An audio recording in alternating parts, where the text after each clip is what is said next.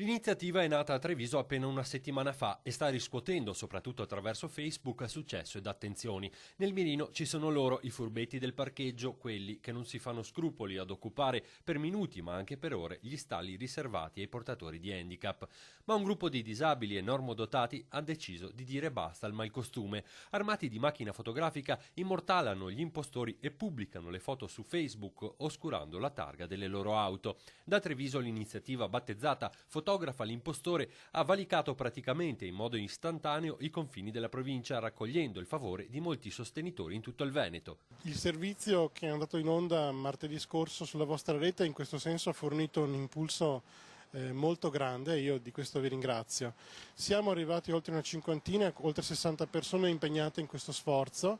Siamo a Treviso, Feltre, Belluno, Padova, Mestre.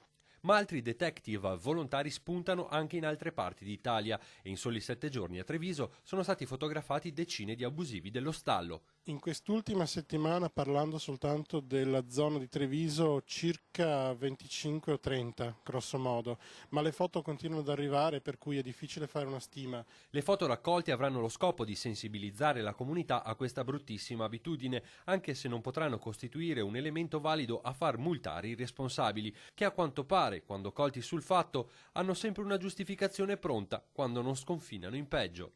A parte non ho visto, so qua da 5 minuti, la cosa più atroce che ci è capitato di documentare è una signora con il marito paraplegico che, apostrofando l'occupante abusivo del parcheggio, si è vista scimmiottare addirittura. Questo qui cominciava a far finta di zoppicare, di star male e diceva ah sì sì, anche mi, quando in realtà stava assolutamente bene, stava semplicemente prendendo in giro una disabilità reale.